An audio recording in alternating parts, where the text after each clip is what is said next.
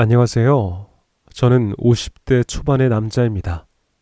사실 제게는 한 번의 아픈 사별이 있었고 지금은 두 번째 아내를 만나 나름대로 행복한 인생을 살고 있습니다. 첫 번째 아내를 암으로 먼저 보내고 나서 제 인생에 다시는 봄이 오지 않을 줄 알았습니다. 병수발하며 보낸 그 긴 시간 동안 제 마음은 이미 다 타버린 재처럼 변해버렸거든요. 아내를 묻고 들어오던 날, 저는 다시는 누군가를 사랑하지 못할 거라 확신했습니다. 건설 현장을 돌며 먼지를 마시고 땀을 흘리는 것만이 제가 살아있음을 확인하는 유일한 방법이었죠. 그렇게 10년 가까운 세월을 돌부처처럼 살았습니다. 그러던 어느 장마철이었습니다. 거래처 미팅이 끝나고 쏟아지는 비를 피해 잠시 들어간 카페에서 저는 수진이를 처음 보았습니다. 창가에 앉아 멍하니 빗줄기를 바라보던 그녀는 검은 상복 차림이었죠. 그녀의 축 처진 어깨가 왜 그렇게 제 가슴을 시리게 했는지 모르겠습니다. 누군가를 잃은 사람만이 낼 수 있는 특유의 서늘한 분위기가 그녀를 감싸고 있었죠. 저는 홀린 듯 그녀의 앞자리에 커피 한 잔을 내려놓았습니다. 무슨 용기였는지 지금도 몰라요. 아마도 저와 닮은 그 지독한 외로움을 본능적으로 알아챘던 모양입니다. 저기, 이 커피 좀 드시면서 몸 좀 녹이시죠. 제 말에 그녀가 천천히 고개를 들었습니다. 눈가가 발갛게 부어오른 그녀가 힘없이 미소 지으며 대답했죠. 고맙습니다. 정신이 없어서 주문할 생각도 못했네요. 남편을 보내고 오는 길이라서요. 아직도 실감이 잘 안 나요. 그녀는 산행을 좋아하던 남편이 지리산에서 사고로 세상을 떠났다고 했습니다. 시신도 제대로 수습하지 못한 채 치른 장례식이었다며 그녀는 떨리는 손으로 찻잔을 감싸주었습니다. 그 모습이 어찌나 가엾던지 제 가슴이 다 아려왔습니다. 저 역시 사별의 아픔을 겪었다는 말을 꺼내자 그녀의 눈에서 굵은 눈물방울이 툭 하고 떨어졌습니다. 우리는 그날 쏟아지는 빗소리를 배경 삼아 서로의 상처를 공유했어요. 사별이라는 공통 분모가 우리 사이의 거리를 단숨에 좁혀버린 거죠. 이후 몇 번의 만남이 이어졌고 그녀는 제 숨막히는 삶의 유일한 빛이 되었습니다. 그녀의 곁엔 늘 친동생 수영이가 함께했죠. 수영이는 참 싹싹하고 인정 많은 아이였습니다. 수진이가 남편을 잃고 슬픔에 빠져 있을 때 곁을 지킨 건 수영이뿐이었다며 두 자매는 서로의 손을 꼭 맞잡고 제 앞에서 눈물을 훔치곤 했어요. 이후 석 달이란 짧은 연애를 마친 뒤 수진이와 저는 결혼을 했고 수영이는 저를 형부라고 부르며 더욱 살갑게 굴었습니다. 형부, 사실 우리 언니가 형부 만나고 나서 정말 많이 웃어. 형부 아니었으면 우리 언니 아마 진짜 나쁜 생각했을 거야. 우리 언니 앞으로도 잘 부탁해.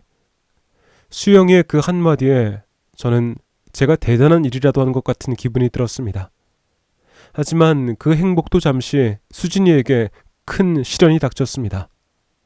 사별한 전 남편이 남긴 빚이 뒤늦게 터져나와 수진이가 가진 모든 재산이 넘어갈 위기에 처했거든요.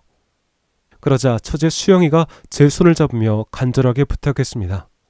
형부, 나 진짜 염치 없는 거 아는데 우리 언니 좀 살려주면 안 돼? 우리가 지금 믿을 사람이 형부밖에 없잖아. 나중에 우리가 다 갚을게. 저는 망설이지 않았습니다. 제 통장에 묶여있던 노후 자금을 깨고 적금까지 전부 털어 그녀에게 건네주었죠. 사랑하는 여자의 눈물을 닦아줄 수만 있다면 그깟 돈이 무슨 대수겠습니까? 수진인 제품에 안겨 민석씨 정말 고마워. 당신 진짜 내 생명의 은인이야. 나 진짜 당신한테 잘할게 라며 흐느꼈습니다. 여느 날처럼 평온한 토요일 오후 창밖으로 내리쬐는 햇살이 거실 바닥에 길게 늘어져 있고 집안엔 은은한 커피향이 감돌고 있었죠. 아내 수진인 아침 일찍부터 서둘렀습니다. 친동생 수영이와 지리산 종주를 가기로 했다면서 들떠있는 모습이 마치 소풍날 아침의 어린아이 같았거든요. 저는 그런 아내를 위해 새벽같이 일어나 김밥을 말았습니다. 산 정상에서 먹으면 꿀맛이라며 아내가 제일 좋아하는 매운 어묵을 볶아 넣고 후식으론 먹을 과일까지 예쁘게 깎아 통에 담았죠. 아내는 제 목을 끌어안으며 자기밖에 없어. 잘 다녀올게 하고 환하게 웃으며 집을 나섰습니다. 그렇게 오후 4시가 조금 넘었을 무렵이었을 겁니다. 서재에서 책을 보고 있는데 휴대폰이 진동하더군요. 모르는 번호였어요. 평소 같으면 스팸 전화라 생각하고 무시했겠지만 이상하게 그날은 가슴 한구석이 덜컥 내려앉는 기분이 들어 얼른 전화를 받았습니다. 수화기 너머로 들려온 건 차가운 기계음 같은 목소리가 아니라 긴박함이 가득 묻어나는 남자의 음성이었습니다. 강원도의 한 소방서 응급구조대라고 자신을 소개하더군요. 강민석 씨 맞으십니까? 한수진 씨 보호자 되시죠? 지금 한수진 씨가 교통사고를 당해서 인근 대학병원 응급실로 이송 중입니다. 지금 바로 오셔야겠어요.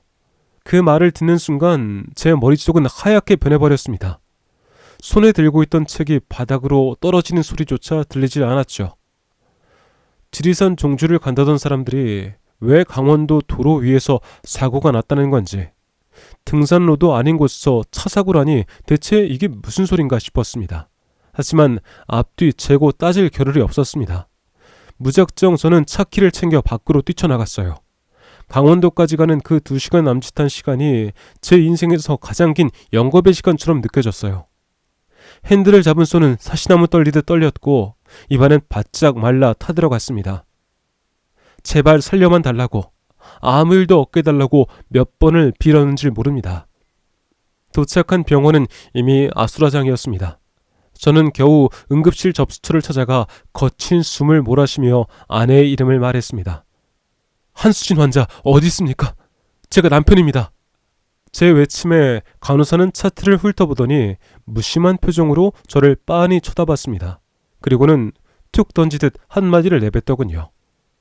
한수진님이요? 보호자분 이미 안에 들어와 계신데? 남편분 아까 오셔서 지금 베드 옆에 계세요. 그 말을 듣는 순간 제 심장이 그대로 멈추는 것 같았습니다. 제가 남편인데 이미 남편이 와 있다니요. 순간 등줄기에 서늘한 소름이 쫙 돋았습니다. 잘못 들었나 싶어 제가 남편입니다. 제가 진짜 남편이라고요. 라고 소리를 질렀지만 간호사는 오히려 이상한 사람 보듯 저를 쳐다보며 고개를 저었습니다. 아니에요. 아까 사고 소식 듣고 제일 먼저 달려오신 분이 남편이라고 하셨고 지금 수술 동의서까지 다 쓰셨거든요. 저기 3번 베드 커튼 안에 계시니까 직접 확인해 보시죠. 저는 그 간호사의 목소리가 제 귀를 뚫고 지나가는 환청이길 바라고 또 바랬습니다. 남편이 이미 와 있다니 그게 도대체 무슨 해괴망측한 소리인가 싶었죠. 제 발로 걸어가면서도 제 발이 제 것 같지가 않았어요. 응급실 특유의 차갑고 서늘한 공기가 제 폐 안으로 깊숙이 박히는데 숨을 쉴 때마다 가슴이 저릿저릿했습니다. 간호사가 말한 3번 베드, 하얀 커튼이 쳐진 그 좁은 공간이 마치 저승과 이승을 가르는 문턱처럼 느껴졌죠. 저는 심호흡을 크게 한번 하고는 떨리는 손으로 커튼 끝자락을 잡았습니다. 그리고 그 커튼을 확 젖혔을 때 저는 그 자리에서 돌처럼 굳어버리고 말았습니다. 침대 위엔 의식을 잃은 아내가 평온하게 누워 있었고 그 곁에는 한 남자가 아내의 손을 양손으로 꼭 쥔 채 오열하고 있었습니다. 그 모습에 저는 굳어버렸죠. 하지만 그 침묵도 잠시 뒤늦게 숨을 몰아쉬며 처제 수영이가 들어왔습니다. 제 등을 보고 멈칫하던 그 아이의 눈동자가 순식간에 공포로 물드는 것을 저는 똑똑히 보았습니다. 하지만 수영이는 역시 보통 내기가 아니더군요. 그 짧은 찰나에 얼굴색을 싹 바꾸더니 오히려 반가운 척 제 팔을 붙잡고 늘어지더라고요. 어머 형부, 여긴 어떻게 알고 벌써 오셨어요? 지금 막 형부한테 전화하려던 참인데. 수영이의 목소리는 미세하게 떨리고 있었지만 표정만큼은 완벽했습니다. 저는 아무 대꾸도 하지 않고 그 아이의 눈을 가만히 응시했어요. 그러자 수영인 제 시선을 피하며 아직도 아내의 손을 잡고 어쩔 줄 몰라 하는 그 남자를 가리켰습니다. 형부, 인사하세요. 이분은 아까 사고 날 때 우리 구해준 고마운 분인데 언니 상태가 워낙 안 좋아 보여서 안타까워서 그러시는 거니까 너무 신경 쓰지 마세요. 선생님? 이제 우리 형부 오셨으니까 그만 가보셔도 돼요. 정말 감사합니다. 수영인 능숙하게 남자의 등을 밀며 자리를 피하게 하려 했죠. 남자 역시 당황한 기색을 감추며 고개를 숙이곤 서둘러 발걸음을 옮겼습니다. 제 입안이 바짝바짝 타들어가고 가슴속에선 뜨거운 불덩이가 치밀어 올랐지만 저는 끝내 입을 열진 않았습니다. 지금 여기서 소리를 지르고 멱살을 잡는 게 무슨 의미가 있을까 싶었죠. 수영아, 너 오늘 언니랑 지리산 가기로 했던 거 아니었어? 근데 이게 다 무슨 일이야? 제 낮은 물음에 수영이는 잠시 숨을 멈췄습니다. 하지만 이내 억지 웃음을 지으며 대답하더군요. 형부도 참.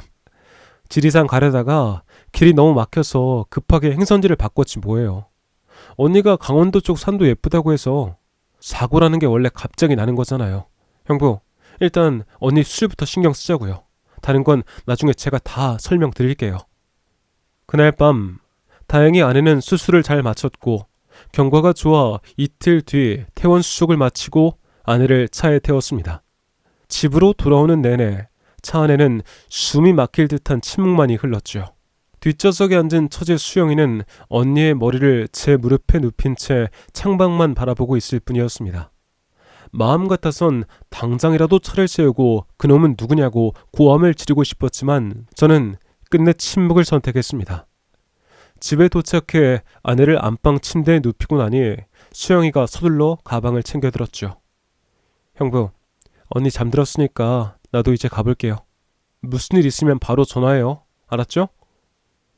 그 아이는 그렇게 도망치듯 현관을 나갔습니다. 저는 닫힌 문을 한참이나 바라보다가 홀린 듯 서재로 발걸음을 옮겼습니다. 우리가 신혼일 때 아내가 남편의 유품이라며 차마 버리지 못하고 구석에 밀어두었던 낡은 상자가 떠올랐거든요. 먼지가 뽀얗게 내려앉은 상자 뚜껑을 열자 빛바랜 사진 한 장이 나왔습니다. 아내와 전남편 최진호가 결혼식 날 환하게 웃고 있는 사진이었죠. 사진 속 남자의 눈매와 오똑한 콧날, 그리고 왼쪽 턱 끝에 작게 난 흉터까지. 저는 응급실에서 남몰래 찍어둔 남자의 사진을 최진호의 사진과 나란히 놓고 보았습니다. 말도 안 돼. 제 입술이 부르르 떨려왔죠. 사진 속 최진호와 응급실에 있던 그놈은 명백히 동일 인물이었습니다. 저는 한 번 더 아내가 잠든 것을 확인한 뒤 지난 5년간의 금융기록을 하나씩 들춰내기 시작했습니다. 처음엔 그저 몇 장의 카드 명세서만 확인하려던 것이었는데 파고들면 파고들수록 제 인생이란 장부에 시커먼 구멍들이 뚫려 있더라고요. 아파트 담보대출 서류부터 제가 노후를 위해 꼬박꼬박 부어왔던 연금 해지 내역까지 아내와 처제 수영에게 흘러간 돈들을 합산해 보았습니다. 화면에 찍힌 숫자를 확인하는 순간 저는 제 눈을 의심할 수밖에 없었죠. 5억. 지난 5년 동안 제 인생에서 증발해버린 돈이 무려 5억 원이더라고요. 건설 현장에서 먼지 마시며 상사들 비위 맞추며 자존심 다 버려가며 모은 제 피 같은 돈들이었습니다. 기억을 되짚어보니 처제 수영인 참으로 영악했습니다. 한 달이 멀다 하고 제 사무실로 찾아와 눈시울을 붉히며 연기를 해댔죠. 형부, 진짜 미안해서 어떡하죠? 언니가 요즘 우울증이 너무 심해져서 밤마다 잠도 못 자고 전 남편 생각이 운다니까요. 의사가 그러는데 몸을 좀 움직이고 마사지도 받으면서 관리를 해야 마음이 좀 풀린대요. 형부가 이번 한 번만 더 도와주면 안 될까요? 수영이의 그 간곡한 목소리에 저는 바보처럼 또 지갑을 열었습니다. 돈이 뭐 대수야. 수진이 마음 편하게 해주는 게 우선이지. 필라테스든 마사지든 최고 좋은 곳으로 끊어줘. 내가 바로 입금할 테니까. 그때 수영이가 짓던 그 화사한 미소가 사실은 저를 비우는 조소였다는 걸 왜 그때 전 몰랐던 걸까요? 제가 보낸 그 수백만 원의 마사지 비용과 운동비는 아내의 마음을 치료하는 데 쓰인 게 아니었습니다. 제가 뒤늦게 확인한 카드 이면의 사용처들은 제 상상을 초월했죠. 강남의 유명 남성 정장 맞춤샵, 고급 수입차 리스료, 그리고 제가 가본 적도 없는 최고급 일식집들의 결제 내역들, 그 모든 곳엔 전 남편 최진호의 그림자가 드리워져 있었습니다. 제 아내가 우울증 때문에 눈물을 흘린다는 그 시간은 실은 전 남편 최진호와 함께 제가 사준 명품 옷을 입고 제가 낸 리스트로 외제차를 몰며 데이트를 즐겼던 시간이었던 겁니다. 그렇게 제 속은 이미 시커먼 수검댕이가 되어버렸는데 세상은 무심하게도 평온하게 흘러가더군요. 거친 현장에서 잔뼈가 굵은 저였기에 감정을 숨기는 법 정도는 익히 알고 있었습니다. 하지만 퇴근길에 처제 수영이를 불러내기 위해 전화를 걸 땐 손끝이 미세하게 떨려왔죠. 저는 이 아이를 진심으로 예뻐했습니다. 사별하고 혼자 된 언니 곁을 지키는 기특한 동생이라고 믿었으니까요. 제게 자식은 없어도 처제만큼은 제 조카처럼, 아니 제 친동생처럼 아끼며 용돈 한 번 아끼지 않았습니다. 그렇게 수영인 제 전화를 받자마자 특유의 싹싹한 목소리로 어머 형부, 웬일로 술을 다 사주신대? 저야 당장 달려가죠. 라며 들뜬 목소리를 냈습니다. 동네 단골 고깃집에서 마주 앉은 수영이는 평소와 다름없이 밝은 모습이었어요. 불판 위에서 고기가 익어가는 동안 수영이는 아내의 건강 상태며 집안일 걱정을 늘어놓더군요. 형부, 언니가 이번 사고로 충격이 좀 큰가 봐요. 형부가 조금 더 이해해 주세요. 언니가 좀 예민해도 형부 사랑하는 마음은 진짜인 거 알죠? 그 뻔뻔한 연극을 보고 있자니 입안에 든 소주가 소금물보다 더 쓰게 느껴졌습니다. 저는 짐짓 담담한 척하며 소주잔을 내려놓고 슬쩍 미끼를 던졌죠. 그건 그렇고 수영아, 나 이번 주말에 지리산에 좀 다녀올까 싶어. 수진이 전 남편 사고 났다던 그 현장 말이야. 아무래도 거길 좀 가봐야 내 마음이 좀 정리가 될 것 같아서 그래. 제 말이 끝나기도 전에 수영의 낯빛이 순식간에 굳어버렸습니다. 들고 있던 젓가락을 잠시 멈칫하더니 이내 인상을 쓰며 저를 나무라더군요. 아니 형부, 진짜 왜 그래요? 죽은 사람 일 이제 와서 들춰서 뭐 좋은 거 있다고요? 언니 지금에야 겨우 마음 추스르고 있는데 혹시 저번에 응급실에서 본 그 이상한 남자 때문에 그래요? 그건 그냥 해프닝이라니까요. 언니 겨우 마음 추스르고 있는데 제 피 같은 돈으로 죽었던 남편 살려내 호의호식시키던 자매가 할 소린 아니었습니다. 수영이는 마치 제가 큰 실수라도 하는 것처럼 저를 몰아붙였죠. 형부가 자꾸 이러면 저도 형부 편 못 들어요. 언니가 형부 믿고 의지하는데 자꾸 과거 일 들먹이면서 이럴 거예요? 라며 단호하게 쐐기를 박더군요. 정말 놀라운 연기력이었습니다.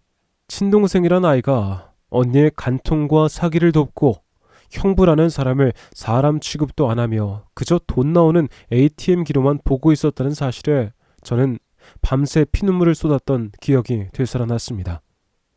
그때였어요. 수영이가 가방 안에서 손거울을 꺼내려다가 그만 가방이 옆으로 기울어졌습니다. 열린 가방 틈 사이로 툭 튀어나온 물건 하나가 제 눈에 들어오더군요. 독특한 디자인의 가죽 케이스가 씌워진 차키였습니다. 가죽 케이스엔 이니셜 JH가 선명하게 박혀 있었고 그 이니셜이 최진호의 것이라는 것을 저는 단박에 알 수 있었습니다. 순간 처제 수영이가 당황하며 그 차키를 밀어넣더군요. 집으로 돌아온 후 고깃집에서 수영이가 당황하며 밀어넣던 그 차키의 잔상이 며칠 동안 제 머릿속을 떠나지가 않았습니다. 그 이니셜 JH, 그리고 저는 한 번도 꿈꿔본 적 없는 외제차 로고가 박힌 가죽 케이스. 그것은 단순한 물건이 아니라 제 인생을 송두리째 좀먹고 있는 유령의 실체였습니다. 그렇게 아내는 사고 이후 부쩍 몸이 안 좋다며 집에서 쉬겠다고 했지만 오후만 되면 마사지를 받으러 나간다며 서둘러 집을 나서더군요. 평소 같으면 그저 잘 다녀오라고 배웅했겠지만 그날은 달랐습니다. 저는 오후 휴가를 내고 아파트 주차장 구석에 숨어 아내의 차가 움직이길 기다리고 있었어요. 아내의 차가 향한 곳은 평소 가던 마사지 샵이 있는 번화가가 아니었습니다. 차는 서울을 벗어나 경기도 외곽의 한적한 신도시 입구로 향했죠. 한참을 달려 도착한 곳은 지어진 지 얼마 되지 않은 깔끔한 오피스텔 건물이었습니다. 저는 아내와 거리를 두고 조심스럽게 뒤를 밟았습니다. 아내는 익숙한 듯 지하 주차장에 차를 대고 엘리베이터에 올랐고 저는 계단을 뛰어 올라가 층수를 확인했습니다. 12층. 복도 끝 방 앞에 멈추어선 아내가 자연스럽게 도어락 비밀번호를 누르고 안으로 사라지더군요. 그 번호는 다름 아닌 제 생일이었습니다. 제 생일을 비밀번호로 설정해두고 다른 남자의 은신처를 드나들다니 그 치밀한 가증스러움에 온몸의 피가 차갑게 식는 기분이었어요. 복도 한 구석에 숨어 저는 1시간을 넘게 기다렸습니다. 심장은 터질 듯이 뛰고 손바닥엔 식은땀이 흥건했죠. 그때 복도 끝에서 익숙한 웃음소리가 들려왔습니다. 처제 수영이었습니다. 수영이는 양손 가득 장을 본 봉투를 들고 콧노래를 흥얼거리며 그 방으로 들어갔죠. 이제 모든 조각이 맞춰졌습니다. 저는 심호흡을 크게 하고 그 문 앞에 섰습니다. 그리고 아내가 눌렀던 그 비밀번호, 제 생일 6자리를 떨리는 손으로 하나씩 눌렀죠. 띠리릭 하고 문이 열리는 소리가 마치 제 인생이 무너지는 파열음처럼 들렸습니다. 현관문을 열고 들어서자마자 코끝을 찌른 건 구수한 된장찌개 냄새였습니다. 거실에선 TV 소리가 흘러나오고 있었고 주방에선 도마 소리가 경쾌하게 들렸죠. 그 풍경이 너무나 평범해서 오히려 더 소름이 끼쳤습니다. 제가 현장을 덮쳤을 때 주방에는 아내가 앞치마를 두르고 국자를 들고 있었습니다. 식탁엔 죽었다던 전남편 최진호가 편안한 반바지 차림으로 앉아 찌개가 끓기를 기다리고 있었고 그 옆에선 처제 수영이가 최신형 노트북을 무릎에 올린 채 깔깔거리며 웃고 있었죠. 제가 거실에 나타나자 세 사람의 시간은 그대로 멈춘 듯 보였습니다. 형부가 여기 어떻게... 그 옆에 있던 제 아낸 당황한 기색도 잠시 이내 차가운 눈빛으로 저를 빤히 쳐다보았습니다. 오히려 죄 지은 사람처럼 서 있는 건 저였죠. 아내는 앞치마에 묻은 물기를 천천히 닦더니 제 가슴에 대못을 박는 말을 아주 담담하게 내뱉었습니다. 어차피 다 봤으니까 숨기진 않을게. 그래, 진우 오빠 안 죽었어. 당신이 준 돈? 그거 진우 오빠가 그동안 나한테 준 거에 비하면 아무것도 아니야. 내가 이렇게라도 숨붙이며 살고 있는 건 당신 때문이 아니라 이 사람 때문이라고. 그러니까 당신이 조금만 이해해주면 안 될까? 그 말을 듣는 순간 제 온몸의 피가 역류하는 기분이었습니다.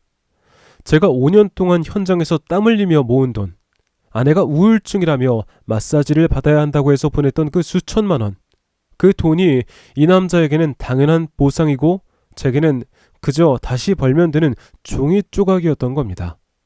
그때까지 아무 말 못하던 처제는 아내의 당당한 태도에 힘을 얻었는지 한술 더 떴습니다.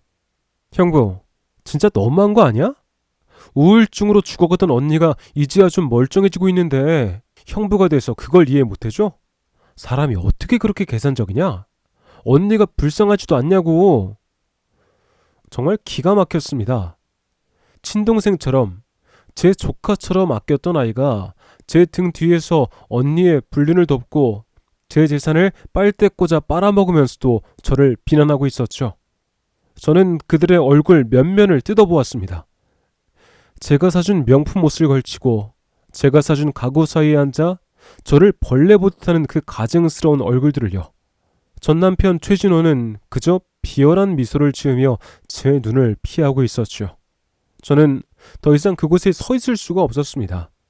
여기서 소리를 질러봤자 저놈들 귀에는 그저 패배자의 악다구니로 들릴 것만 같았거든요. 결국 이게 니네 자매의 민낯이었구나. 짧은 탄식과 함께 저는 그대로 문을 닫고 나왔습니다. 복도를 걷는 제 다리가 후들거렸지만 정신만은 송곳처럼 날카롭게 깨어 있었어요. 차를 몰고 집으로 돌아오는 길, 가로등 불빛이 하나둘 꺼지는 새벽녘의 풍경이 마치 제 인생의 마지막 불빛들이 꺼져가는 것처럼 보였습니다. 집에 도착하자마자 저는 안방으로 들어갔습니다. 아내가 아끼던 명품 가방들, 화장대 위에 가지런히 놓인 값비싼 화장품들, 그리고 우리가 결혼할 때 맞추었던 그 화려한 옷들, 그 모든 것이 오물처럼 느껴졌습니다. 저는 커다란 쓰레기 봉투를 들고 와서 그녀의 짐을 닥치는 대로 쓸어 담았습니다. 그리고는 1층 마당으로 내려가 그 짐들을 바닥에 내동댕이 쳤습니다. 그때였어요. 하늘에서 툭툭 비가 떨어지기 시작하더군요. 처음에는 한두 방울이더니 이내 장대비가 되어 쏟아졌습니다. 아내를 처음 만났던 그 카페 밖, 장마철에 그 비처럼 말이죠. 비에 젖어 엉망이 된 그녀의 옷가지들을 보며 저는 빗물인지 눈물인지 모를 액체를 닦아내지도 않고 한참을 그렇게 서 있었습니다. 그렇게 이틀 뒤에 저는 한치의 망설임도 없이 변호사를 선임하고 모든 재산을 동결했습니다. 아내 명의로 해두었던 통장들은 가압류를 걸었고 아파트 담보대출금의 상환 독촉이 그녀에게 직접 가도록 조치했죠. 평생 제 돈을 마르지 않은 샘물처럼 여기며 흥청망청 쓰던 인간들이었으니 당장 카드 승인이 거절되고 통장 잔고가 0이 찍히는 순간 그들의 평온했던 천국은 지옥으로 바뀔 것이었으니까요. 며칠 뒤 처제 수영이에게서 전화가 왔습니다. 평소에 그 싹싹하고 애교 섞인 목소리는 온데간데 없고 도끼에 찬 날선 음성이 수화기를 뚫고 제 귀를 찔러댔죠. 형부, 진짜 이럴 거야? 우리 언니 인생 여기까지 끌고 온 게 누군데 이제 와서 돈줄을 끊어? 나 지금 장난하는 거 아니야? 내일 당장 형부 회사 정문 앞으로 갈 줄 알아. 거기서 피켓 들고 서 있을 거야. 나이 처먹고 어린 여자 꼬셔서 인생 망쳐놓고 이제 와서 단물 다 빨아먹으니까 버리는 파렴치한이라고 동네방네 소문 다 낼 거라고. 그 목소리를 듣는데 정말 소름이 돋더군요. 내가 알던 그 예의 바르고 착하던 처제가 맞나 싶었습니다. 언니의 간통을 돕고 제 돈으로 호의호식하던 애가 오히려 저를 파렴치한으로 몰아세우며 협박을 일삼는 그 광경이 너무나 비현실적이었습니다. 저는 차갑게 식어버린 마음으로 대답했어요. 수영아, 네가 말하는 그 파렴치한이 누군지는 세상 사람들이 판단할 거야. 네가 회사 앞으로 오든 말든 그건 네 자유인데 이후의 상황이 감당이 될지를 좀 생각해보고 움직이라고. 그렇게 전화는 끊겼습니다. 가슴 속에서 천불이 치밀어 올랐지만 저는 눈을 감고 심호흡을 했어요. 20년 넘게 쌓아온 제 사회적 지위와 명성이 한순간에 진흙탕에 구를 수도 있다는 생각에 자존심이 상하고 무서웠던 것도 사실입니다. 한길 사람 속은 모른다는 어른들 말씀이 뼈저리게 제 가슴을 후벼댔죠. 한 입을 덮고 살던 아내와 친동생처럼 아꼈던 처제가 한꺼번에 등에 칼을 꽂는 이 기막힌 상황을 저인들 상상이나 했겠습니까? 하지만 저는 멈추지 않았습니다. 저것들이 저렇게 발악하는 이유를 너무나 잘 알고 있었으니까요. 명예나 자존심 때문이 아니라 당장 내일 쓸 돈이 없다는 공포가 그들을 벼랑 끝으로 몰고 있는 거였어요. 전남편 최진호의 숨은 생활비와 자매의 명품 쇼핑 비용, 그 모든 돈줄이 끊기는 것이 그들에게는 사형선고나 다를 바 없었습니다. 저는 다음날 아침 평소보다 더 정갈하게 수트를 차려입고 회사로 향했습니다. 멀리서 소리를 지르며 피켓을 준비한 수영이의 모습이 보였지만 저는 정면을 응시하며 당당하게 걸어갔습니다. 제 인생의 가장 비싼 공부는 이미 끝났고 이제는 저것들이 저지른 죄에 대한 혹독한 이자를 받아낼 시간이었으니까요. 그날 퇴근하고 돌아온 저는 무거운 몸을 이끌고 고등학교 동창인 건우를 찾아갔습니다. 건우는 대형 보험사에서 15년 넘게 부정수급을 잡아내는 베테랑 조사관으로 일하고 있었죠. 오랜만에 만난 저의 초라한 행색에 건우는 적잖이 놀란 눈치였지만 제가 내민 최진호의 사진과 사고 기록을 보자마자 표정이 싸늘하게 굳었습니다. 민석아, 너 이거 진짜 확실한 거냐? 사진 속 인물이랑 사망 처리된 최진호가 같은 사람이란 증거 이거 네가 직접 본 거야? 건우의 물음에 저는 고개를 끄덕였습니다. 제 목소리는 분노로 잘게 떨리고 있었죠. 내 눈으로 똑똑히 봤어. 건우야, 나 좀 도와줘라. 저것들 지금 내 인생 도둑질한 것도 모자라서 죽지도 않은 사람 이름으로 보험금까지 타내서 호의호식하고 있다고. 나 이거 도저히 참을 수가 없다. 건우는 깊은 한숨을 내쉬며 서류를 검토하기 시작했어요. 그리고 며칠 뒤 건우를 통해 확인한 사실은 경악 그 자체였습니다. 아내는 최진호가 실종 사망 처리되자마자 세 군데 보험사에서 총 7억 원이 넘는 사망보험금을 수령했다더군요. 그 거액의 돈을 손에 쥐고도 저를 만났을 땐 전 남편의 빚 때문에 죽고 싶다며 연기를 했던 겁니다. 그런 줄도 모르고 그 여자의 눈물을 닦아주던 제 자신이 너무나 한심해서 벽에 머리를 찢고 싶은 심정이었습니다. 건우의 공식적인 제보로 보험사와 경찰의 합동조사가 시작되었어요. 경찰의 압박이 조여오자 그토록 견고해 보였던 자매의 연합은 한순간에 모래성처럼 무너지기 시작했습니다. 가장 먼저 골을 내린 건 역시나 영악한 저희 처제 수영이었습니다. 평소 저를 형부 하며 따르던 그 싹싹한 모습은 온데간데 없고 경찰서 취조실 의자에 앉아 사색이 되어 술을 지르고 있었죠. 저는 조사실 밖에서 그 추악한 광경을 지켜보고 있었습니다. 아니 형사님, 저 진짜 아무것도 몰랐다니까요. 저는 그냥 언니가 시킨 대로 서류만 좀 도와준 거지. 최진호 그 인간이 살아있는 줄은 꿈에도 몰랐어요. 언니가 다 한 거예요, 언니가. 수영이는 제 언니를 팔아넘기며 울부짖었습니다. 형사님이 아내와 최진호가 함께 찍힌 사진을 들이밀자 수영이는 거칠게 고개를 저으며 말을 이어갔습니다. 전 그냥 언니가 불쌍해서 시키는 대로만 한 채밖에 없어요. 제 계좌로 들어온 돈도 언니가 관리하라고 해서 둔 거지 난 한 푼도 안 썼다고요. 그렇게 조사실을 나온 수영이가 저와 복도에서 마주쳤습니다. 형부, 제발 나 좀 꺼내줘요. 나 언니가 시킨 대로 한 거 다 아시잖아요. 차갑게 식어버린 저는 제 구두 끝에 닿는 수영이의 손길이 더럽게 느껴질 뿐이었죠. 저는 그 손을 거칠게 뿌리치며 낮게 읊조렸습니다. 수영아, 그냥 법대로 하면 돼. 네가 지은 죄, 네 언니가 지은 죄 하나도 남김없이 다 돌려받으면 된다고. 뒤돌아서 차가운 경찰서 복도를 걸어 나오는데 뒤에서 수영이가 저를 향해 악을 쓰며 욕설을 퍼붓는 소리가 들려왔습니다. 그 비명이 제 인생의 지난 5년을 비웃는 것 같아 가슴 한구석이 서늘해졌죠. 집으로 돌아온 저는 텅 빈 거실에 앉아 있었습니다.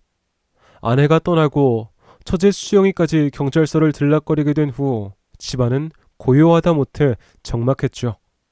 그런데 그날 밤 고요를 깨는 날카로운 초인종 소리가 온 집안을 흔들었습니다.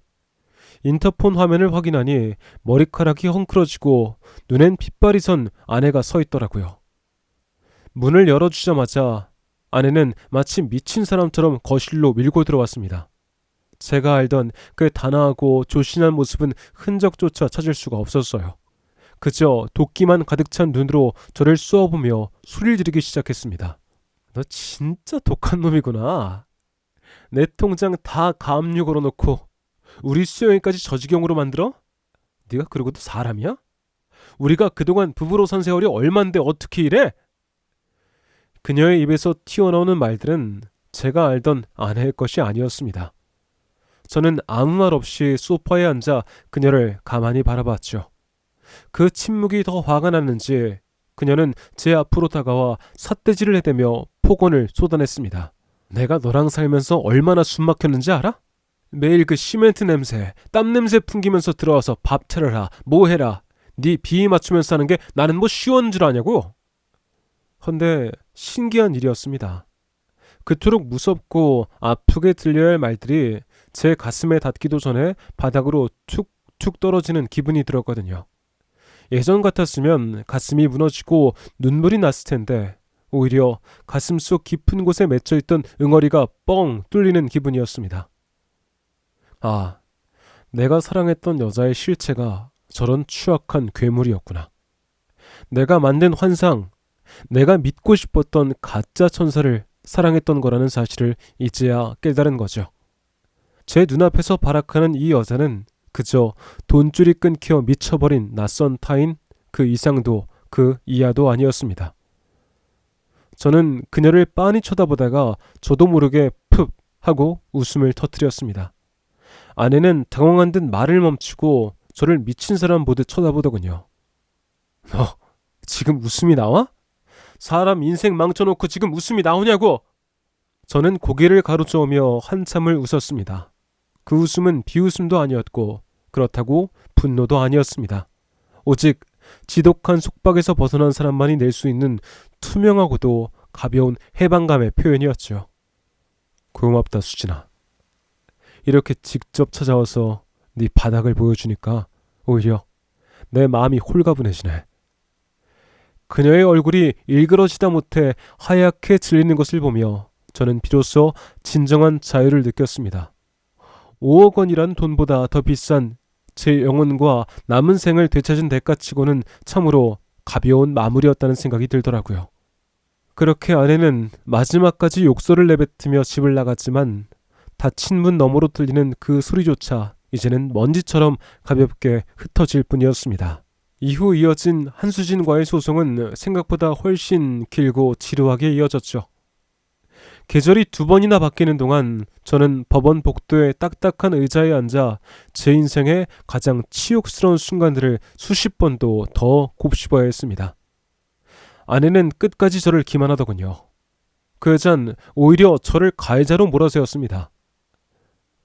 본인이 사기를 쳤다는 사실은 쏙 뺀 채 제가 나이 차이를 이용해서 자신을 억압했다며 혼인 무효와 거액의 위자료를 요구했습니다. 법정 안에서 저를 빤히 쳐다보는 그녀의 눈빛은 제가 사랑했던 그 단아한 여자의 것이 아니라 돈에 굶주린 한 마리 짐승과 같았습니다. 증언석에선 처제 수영의 모습은 더 가관이었죠. 미리 준비라도 한 듯 촌수건을 꺼내 연신 눈가를 찍어대며 가짜 눈물을 흘렸습니다. 저는 그저 눈을 감고 그 가증스러운 연기를 들었습니다. 예전 같았으면 배신감에 소리라도 질렀겠지만 이제는 그저 불쌍하다는 생각만 들더라고요. 하지만 법은 눈물보다 증거를 믿었습니다. 제 친구 건우가 밤을 새우며 정리한 계좌 추적 결과와 최진호의 위장 사망을 증명하는 보험사의 서류들이 판사 앞에 놓였습니다. 아내가 저 몰래 최진호의 은신처로 송금한 수백 차례의 기록, 그리고 등산 모임이라 속이고 그 유령 같은 놈과 여행을 다녔던 카드 명세서들이 아내의 얼굴은 하얗게 질려갔죠. 제 변호사가 마지막 증거를 제출할 때 아내는 갑자기 제 쪽을 향해 발악하듯 소리쳤습니다. 야, 강민석, 너 진짜 이렇게까지 해야 되겠어? 네가 그러고도 남자야? 그녀의 악다구니에 판사가 엄하게 경고를 주었지만 그녀는 분을 이기지 못하고 씩씩거렸습니다. 결국 판결은 내려졌습니다. 이혼은 당연히 성립되었고 혼인 파탄의 책임은 전적으로 아내에게 있다는 판결이었습니다. 더불어 아내와 최진호는 거액의 보험금을 편취한 혐의로 구속 기소되었죠. 법정 구속이 결정되던 날, 아내는 수갑이 채워지는 순간에도 저를 저주하며 끌려갔습니다. 모든 것이 끝났다고 생각하며 법원 밖으로 나왔을 때 제 손에 쥐어진 통장 잔고는 참담했습니다.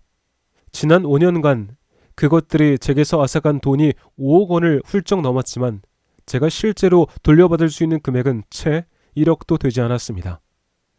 이미 많은 빚과 사치 그리고 최진호의 생활비로 다 써버려 남은 게 없었거든요. 텅 빈 통장을 보며 저는 허탈하게 웃었습니다. 사람 공부 진짜 비싸게 했네. 건설 현장에서 10수년을 굴러오던 제 피같은 돈들이 사라졌지만 이상하게도 제 마음만은 가벼웠습니다. 그렇게 집으로 돌아온 저는 살던 집을 처분하고 이사를 준비했습니다. 짐을 다 빼고 나니 텅 빈 거실이 이렇게 넓었나 싶었죠. 5년 전 아내와 새살림을 꾸리며 들여놓았던 그 화려한 가구들이 빠져나간 자리에는 거뭇한 먼지 자국만 덩그러니 남았네요.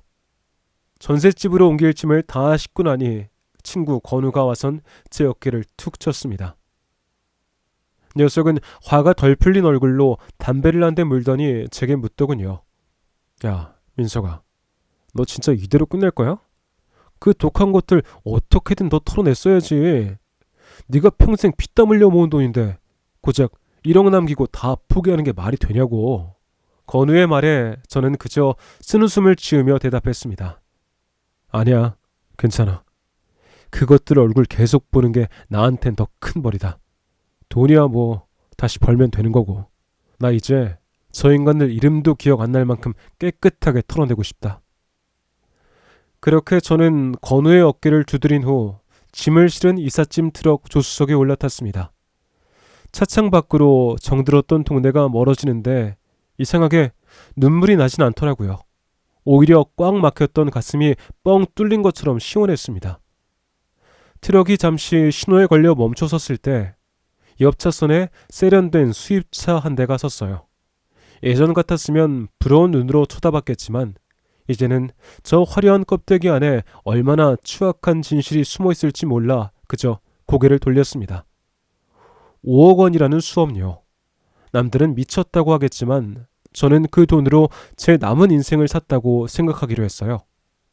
가짜 봄날에 취해 나풀거리던 꽃잎들은 다 떨어졌지만 이제야 비로소 제 발밑에 단단한 흙이 밟히는 기분이에요. 지금까지 제가 겪은 모질고도 긴 이야기를 끝까지 들어주신 여러분께 진심으로 감사의 인사를 올립니다. 사랑이라는 이름에 눈이 멀어 정작 봐야 될 진실을 외면했던 제 자신을 원망하며 수많은 밤을 지새웠지만 이제 저는 압니다. 가장 비싼 수업료를 내고 배운 건 사람은 겉모습이 아니라 그 깊은 속을 봐야 된다는 거요. 이제와 보니 아주 평범하고도 단순한 진리였습니다. 혹시 지금 저와 비슷한 아픔을 겪으며 어둠 속을 걷고 계신 분이 계시다면 부디 스스로를 너무 자책하진 마세요. 당신이 못나서 당한 게 아니에요. 순박하고 선한 당신을 이용한 그들의 욕심이 잘못된 거니까요. 비록 제 인생의 두 번째 봄은 이렇게 또 시들어버렸지만 여러분의 삶에는 기쁨과 평안만이 함께 하시길 기원하겠습니다. 감사합니다.